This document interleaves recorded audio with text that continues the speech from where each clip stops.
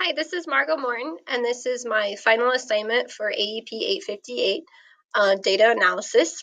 And this graphic that you see in front of you is the tool that I created to help drive meetings. So it's a data analysis protocol. And I posted kind of my mantra that I've really taken from this class, not to prove, but to improve. And I definitely want to start each meeting with some sort of phrase that just places data in a positive light.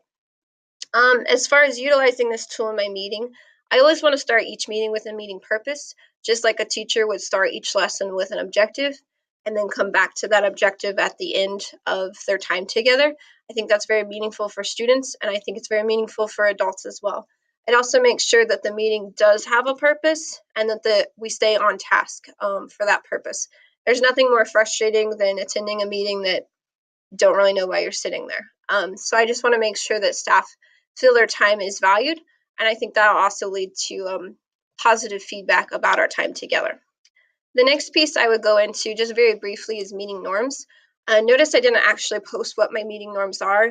I would like to, when I become a principal, actually create those collaboratively with my staff rather than just saying, here's the meeting norms.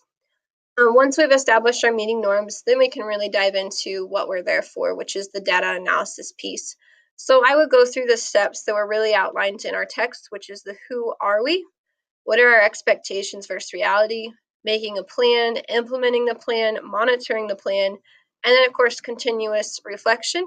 And that's why I put this infinity graphic here on the side, because this is just a continuous process, because we should always be looking to get better, hence the phrase continuous school improvement.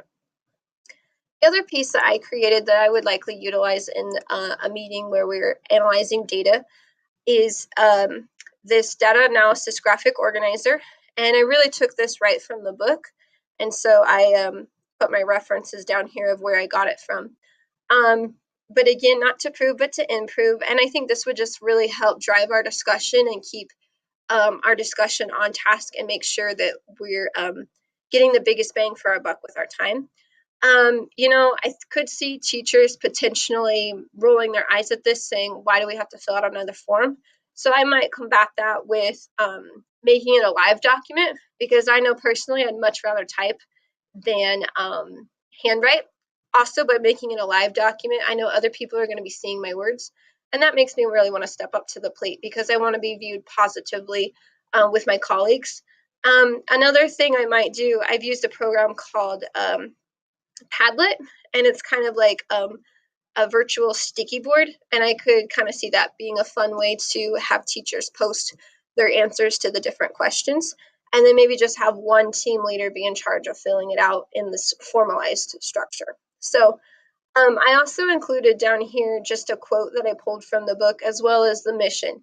And the mission, really, with asking all these questions, is to look for unintended results of educational systems. Um, so that really concludes how I would use a data analysis protocol tool to run effective meetings. And thank you for your time.